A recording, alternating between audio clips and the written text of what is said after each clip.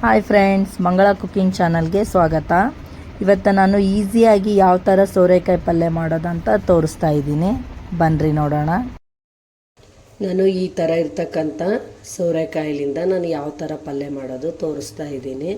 ಈಗ ಇದು ಸೋರೆಕಾಯಿನ ನಾನು ಮೇಲ್ಗಡೆ ಇರೋದೆಲ್ಲ ಪೂರ್ತಿಯಾಗಿ ನೀಟಾಗಿ ತಕ್ಕೊಂಡು ಇವನ್ನ ಸಣ್ಣಗೆ ಹೆಚ್ಚಿಟ್ಕೊಂಡಿನಿ. ಈಗ ಒಂದು ಪಾತ್ರೆ ಕಾಯಕ್ಕಿಡ್ರಿ. ಅದಕ್ಕೊಂದು 3-4 ಸ್ಪೂನಷ್ಟು ಎಣ್ಣೆ ಹಾಕ್ರಿ. ನಾನು ಒಂದು 4 ಸ್ಪೂನಷ್ಟು ಎಣ್ಣೆ ಹಾಕಿದ್ದೀನಿ. ಈ ಎಣ್ಣೆ ಬಿಸಿ ಆಗಲಿ.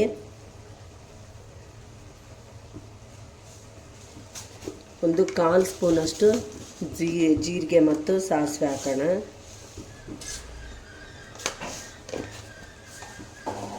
ಈಗ ಇದು ಸ್ವಲ್ಪ ಜೀರಿಗೆ ಚಟಪಟ ಅಂತ ಸಿಡಿಲಿ.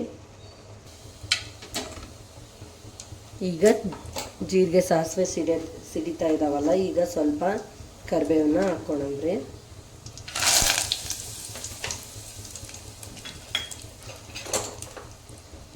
ಈಗ ನಾನೊಂದು ಸಣ್ಣದು ಉಳ್ಳಾಗಡ್ಡಿ ಹೆಚ್ಚಿಟ್ಕೊಂಡಿನ ಉಳ್ಳಾಗಡ್ಡಿ ಸಮ ಹಾಕ್ಕೊಂಡ್ರಿ.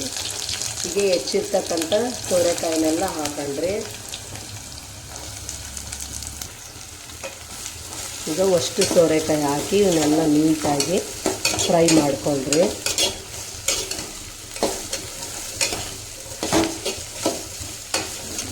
ಈ ಥರ ನೀಟಾಗಿ ಇದೆಲ್ಲ ಫ್ರೈ ಆಗಲಿ.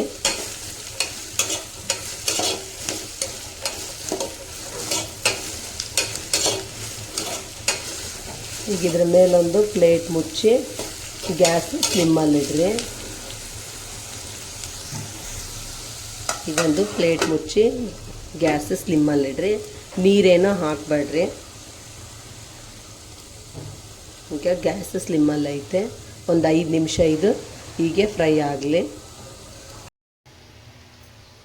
ಈಗ ಬೆಂದಿದೆಯಲ್ಲ ನೋಡೋಣ್ರಿ.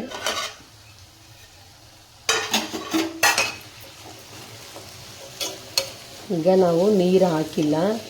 ಇದು ಪಲ್ಯ ತನ್ನಷ್ಟಕ್ಕೆ ತಾನೇ ನೀರು ಬಿಟ್ಕೊಂಡೈತೆ. ಈಗ ನೋಡ್ರಿ, ಇದರಲ್ಲಿರ್ತಕ್ಕಂಥ ಸೋರೆಕಾಯಲ್ಲಿರ್ತಕ್ಕಂಥ ನೀರಿನ ಅಂಶ ಎಲ್ಲ ಬಿಡ್ತಾ ಇದೆ. ಈಗ ಇದಕ್ಕೆ ಸ್ವಲ್ಪ ಉಪ್ಪು ಹಾಕೊಂಡ್ರಿ. ಈಗ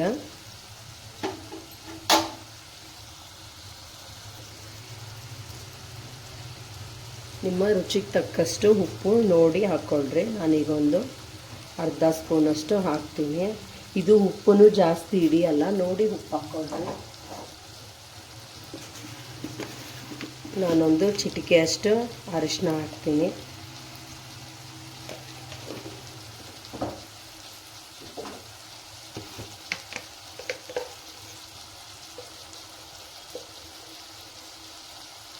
ನಾನೊಂದು ಅರ್ಧ ಸ್ಪೂನಷ್ಟು ಖಾರದ ಪುಡಿ ಹಾಕ್ತೀನಿ. ನಿಮ್ಮ ಖಾರ ನೋಡಿಕೊಂಡು ಹಾಕ್ಕೊಂಡ್ರಿ.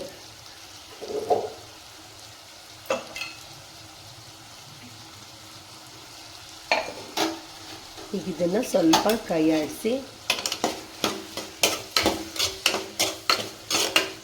ನೀವು ಇದಕ್ಕೆ ಹಸಿಮೆಣ್ಸಿನ್ಕಾಯಿ ಬೇಕಂದ್ರೂ ಹಾಕ್ಕೊಂಡ್ರಿ, ನಡೆಯುತ್ತೆ. ಈಗ ನಾನು ಇದಕ್ಕೆ ಒಂದು ಸ್ವಲ್ಪನೇ ಒಂದು 2-3 ಸ್ಪೂನಷ್ಟು ಶೇಂಗಾ ಮತ್ತು ಎಳ್ಳ ಎರಡನ್ನೂ ಹುರಿದು ಪುಡಿ ಮಾಡಿ ಇಟ್ಕೊಂಡಿರೋದನ್ನು ಹಾಕ್ತಾಯಿದ್ದೀನಿ. ಒಂದು 3 ಸ್ಪೂನಷ್ಟು ಶೇಂಗಾ ಮತ್ತು ಎಳ್ಳ ಹುರಿದಿರ್ತಕ್ಕಂಥ ಪುಡಿ ಹಾಕ್ತೀನಿ. ನೀವು ಇದನ್ನಾದರೂ ಹಾಕ್ರಿ, ಇಲ್ಲಾಂದ್ರೆ ಗುರೆಳ್ಳನ್ನು ಹುರಿದು ಅದ್ರದ್ದು ಪೌಡ್ರನ್ನಾದರೂ ಹಾಕ್ಕೊಳ್ರಿ, ರುಚಿ ಚೆನ್ನಾಗಿರುತ್ತೆ. ಈಗ ಇದನ್ನು ಇನ್ನೊಂದು 2 ನಿಮಿಷ ಬೇಯಕ್ಕೆ ಬಿಡೋಣ. ಗ್ಯಾಸ್ ಸ್ಲಿಮ್ಮಲ್ಲಿಟ್ಟು ಪ್ಲೇಟ್ ಮುಚ್ಚ್ರಿ. ಇನ್ನೊಂದು 2 ನಿಮಿಷ ಬೇಯಲಿ. ಈಗ ಬೆಂದಿದೆ ನೋಡೋಣ ಇನ್ನೊಂದು ಸಲ. ಈಗ ನೋಡ್ರಿ, ಸುತ್ತ ಎಲ್ಲ ಎಣ್ಣೆ ನೀಟಾಗಿ ಎಣ್ಣೆ ಬಿಟ್ಕೊಂಡೈತೆ. ಈಗಿದು ಪಲ್ಯ ರೆಡಿ ಆಗಿದೆ. ಈ ಥರ ಮಾಡ್ಕೊಳ್ರಿ ಸೋರೆಕಾಯಿ ಪಲ್ಯ, ಭಾಳ ಟೇಸ್ಟಿಯಾಗಿರುತ್ತೆ. ಆರೋಗ್ಯಕ್ಕೆ ತುಂಬಾ ಒಳ್ಳೆಯದು. ಬೇಸಿಗೆ ಟೈಮಲ್ಲಿ ಈ ಥರ ಪಲ್ಯ ಮಾಡ್ಕೊಂಡು ತಿನ್ನೋದ್ರಲ್ಲಿಂದ ನೀರಿನಂಶ ದೇಹಕ್ಕೆ ಸಾಕಾಗಷ್ಟು ಸಿಗುತ್ತೆ. ಈಗ ಇದಕ್ಕೆ ಸ್ವಲ್ಪ ಮೇಲ್ಗಡೆ ಕೊತ್ತಂಬರಿ ಉದುರಿಸೋಣ. ಆಯಿತು, ಈ ಥರ ಮಾಡಿಕೊಂಡ್ರೆ ಸೋರೆಕಾಯಿ ಪಲ್ಯ ರೆಡಿ ಆಯಿತು. ಈ ವಿಡಿಯೋ ನಿಮ್ಗೆ ಇಷ್ಟ ಆದರೆ ಲೈಕ್ ಮಾಡಿರಿ, ಶೇರ್ ಮಾಡಿರಿ, ಕಮೆಂಟ್ ಮಾಡಿರಿ ಮತ್ತು ಬೆಲ್ ಐಕನ್ನ ಪ್ರೆಸ್ ಮಾಡಿರಿ. ಮತ್ತೆ ಮುಂದಿನ ವಿಡಿಯೋದಲ್ಲಿ ಭೇಟಿಯಾಗೋಣ. ಬಾಯ್.